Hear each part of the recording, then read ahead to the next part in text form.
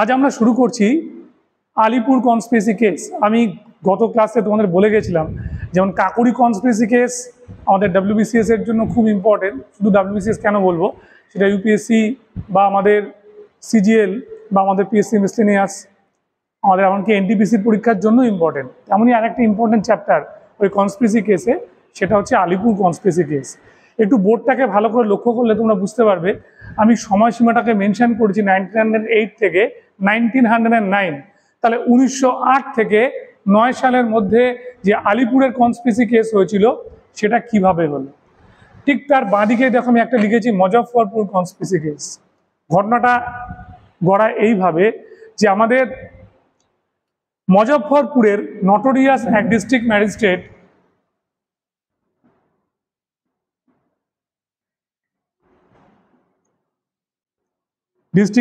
DM কে ছিল? DM ছিল হচ্ছে আমাদের মিস্টার কিংসফোর্ড।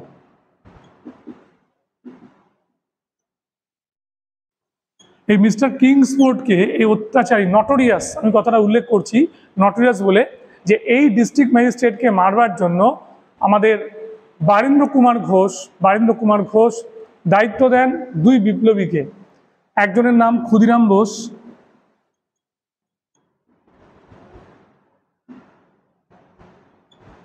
এবং আরেকজন হচ্ছে আমাদের প্রফুল্ল চাকি।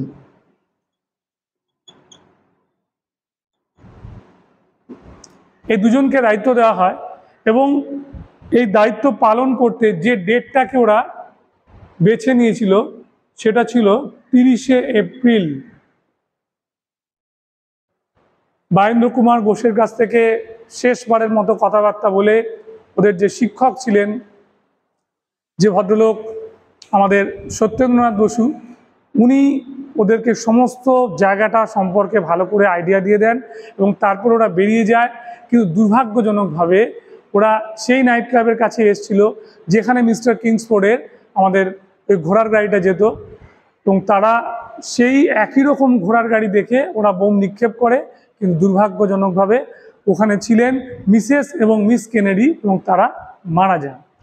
এরপর দুজন বিপ্লবী মানে ক্ষুদিরাম বোস আর প্রফুল্ল চাকি এরা অলরেডি ছদ্মনাম ইউজ করেছিল। একজনের নাম ছিল হরেন সরকার, আরেকজনের নাম ছিল দীনেশ চন্দ্র রায়। হরেন সরকার আর দীনেশ চন্দ্র রায় এই দুটো নামে ছদ্মনামে ওরা যখন পালিয়ে যায়, সেই সময় একটা ঘটনা ঘটে। ক্ষুদিরাম বোস চা খেতে গিয়ে চায়ের বিল মেটানোর সময় পয়সা বার করতে গিয়ে তার পকেট থেকে পিস্তলটা পড়ে যায় এবং সেখানে আরও দুটো কনস্টেবল সেখানে চা খাচ্ছিল এবং সেখানে ক্ষুদিরাম বোসকে গ্রেপ্তার করে এবং ক্ষুদিরাম বোসকে গ্রেপ্তার করে নিয়ে যাওয়া হয়। এদিকে প্রফুল্ল চাকি সে সাব ইন্সপেক্টর নন্দলাল ব্যানার্জি এক রিলেটিভের বাড়িতে আশ্রয় নেয় এবং সে সাব ইন্সপেক্টর নন্দলাল ব্যানার্জিকে বিশ্বাস করে কিছু বলে, তাতে সন্দেহ বাড়ে এবং বুঝে নেয় যে এই হচ্ছে আমাদের হত্যাকারীদের একজন।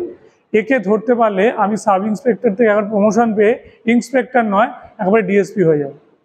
এবং সেই কথা মতো ওকে ভুলিয়ে ভালিয়ে 30 তারিখে রাত্রিবেলাটা আশ্রয় দিয়ে পরের দিন মানে আমাদের যেটাকে বলে 1 মে যখন রাত্রি 10টায় গাড়ি ছাড়বে ওই সময় নিয়ে যাওয়ার চেষ্টা করা হলো বা নিয়ে যাওয়ার হলো। ঠিক সেই সময় যে কামরাটায় প্রফুল্ল চাকিকে বসানো হয়েছিল সেখানে আমাদের উর্দিধারী কিছু পুলিশ উঠতে থাকে। তখন প্রফুল্ল প্রশ্ন করে এরা আসছে কেন? বললো এখানে সরকারের কিছু ক্যাশ ট্রেজারি যাবে, সেগুলো সংরক্ষণের জন্য যাবে, সেই সংরক্ষণের জন্য ওরা এই তোমাদের ট্রেনে উঠছে। তখন প্রফুল্ল বলল যে আমার দিকে এগোচ্ছে কেন? তখনই নন্দলাল ব্যানার্জি তার নিজের পরিচয় দিয়ে বলল যে তোমাকে গ্রেপ্তার করতে পারলেই আমাদের প্রমোশন। সেই অবস্থায় ধাক্কা দিয়ে কনস্টেবলদের আমাদের প্রফুল্ল চাকি মোকামা স্টেশন বরাবর প্ল্যাটফর্ম বরাবর দৌড়তে থাকেন এবং ঘুরে ঘুরে গুলি চালাতে থাকেন। ওরাও মুহুর্মুহুর গুলি চালায় এবং যেটা হয় একসময় ব্যবধানটা কমে যায় এবং ক্লোজ রেঞ্জের গুলি এসে লাগে প্রফুল্ল চাকির মাথায় এবং তার নিচের পোর্শনেও গুলি লেগেছিল। তখন পড়ে গেলে বুঝতে পারে আর প্রাণ নেই, তখন ডেড বডিটাকে টানতে টানতে নিয়ে গিয়ে সেখানে কি করা হয়, মুন্ডুটাকে অ্যাম্পুট করা হয়।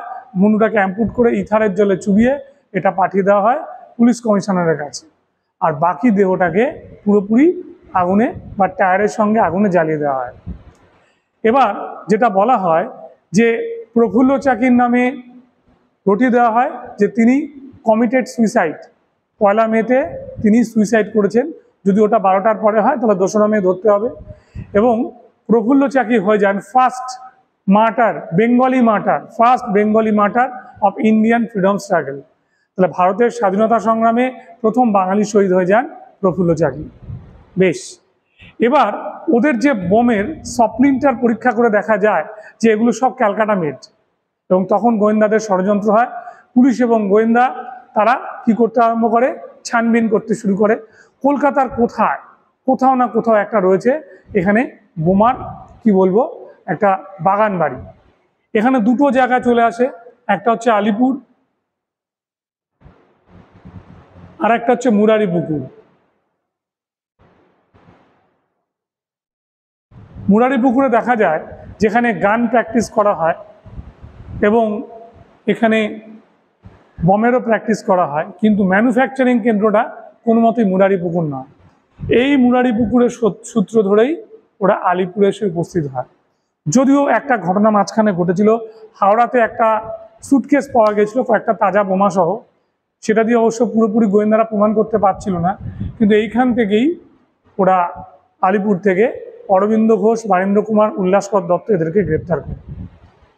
এবার শুরু হয়ে যায় আমাদের আলিপুর কনস্পিরেসি কেস। এবং এই ঘটনা চলতে চলতেই 11ই আগস্ট 1908 ফাঁসি হয় মুজাফফরপুর জেলে ক্ষুদিরাম বোসের, এটা মনে রাখতে হবে।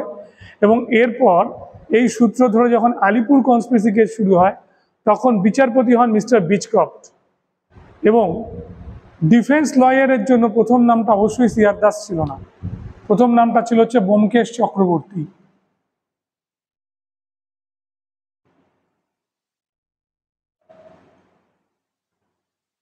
ব্যোমকেশ চক্রবর্তীর পরে সেকেন্ড যার নামটা এখানে উঠে আসে তার নাম এন চৌধুরী।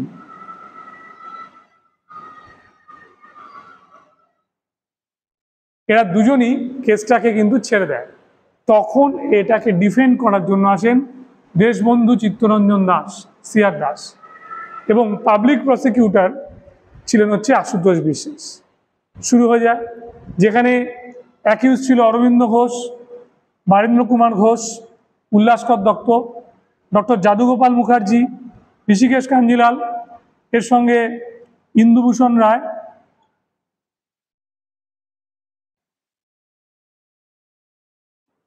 এর সঙ্গে ছিল কানাইলাল দত্ত,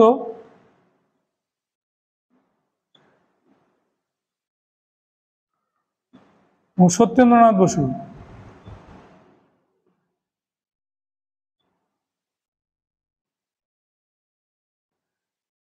এই কেসে যিনি সমস্ত খবরাখবর দিয়েছিলেন, যার জন্য বিপ্লবীরা মেনলি ধরা পড়েছিল, তিনি হচ্ছেন অ্যাপ্রুভার, যাকে আমরা রাজসাক্ষী বলি,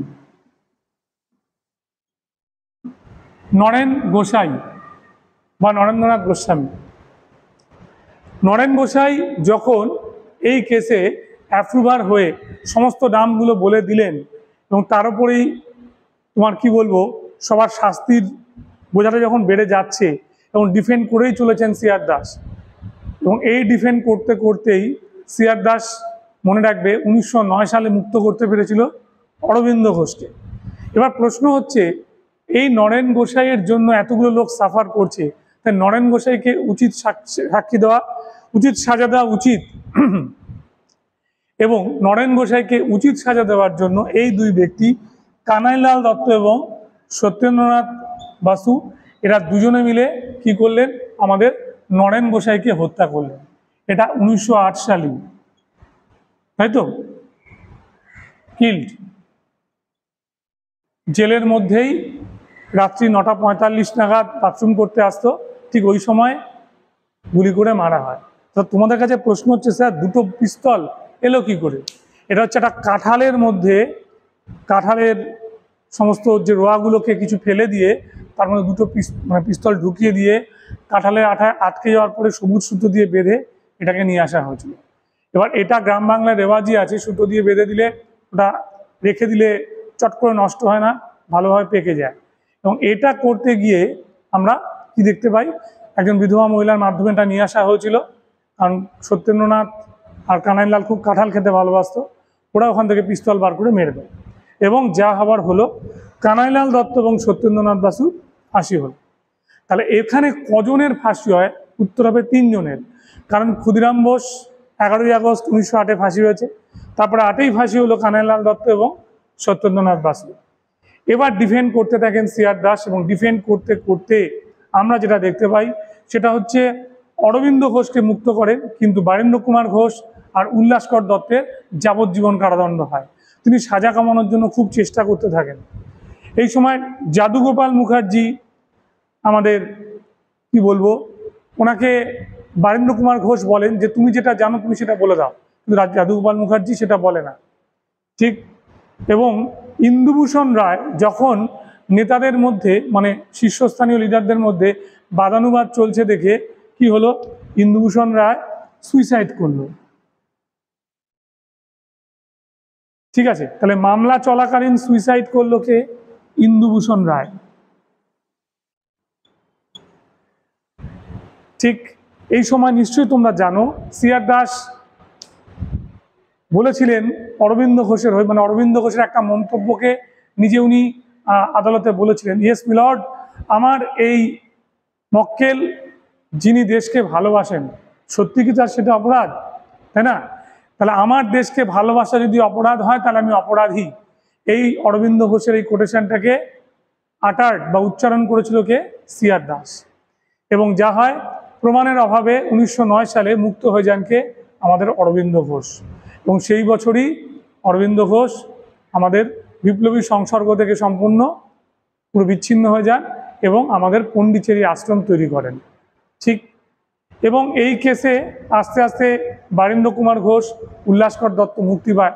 উল্লাসকর দত্ত এই কেস চলাকালীন জেলের মধ্যে গিয়েছিলেন রবীন্দ্রনাথের সার্থক জনম আমার জন্মেছি এই দেশে, এই গানটি, ঠিক। এবং মুক্ত হবার পরে অনেক বইপত্র এই সময় বেরোয়, বিশেষ করে ডক্টর যাদুগোপাল মুখার্জির একটা বিখ্যাত বই হচ্ছে বিপ্লবী জীবনের স্মৃতি।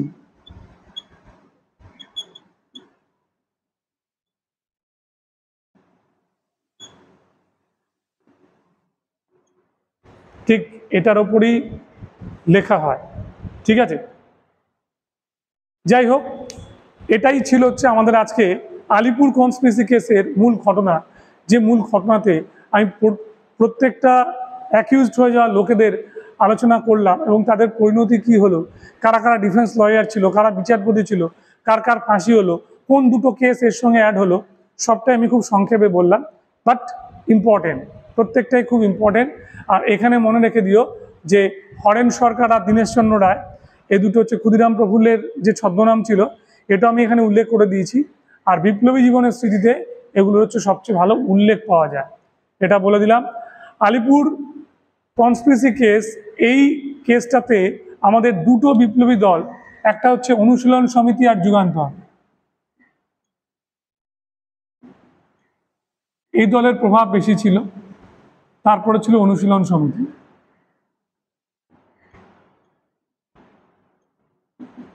কিন্তু একে যাবে যুগান্তর, এটা মনে রাখবে, ঠিক আছে।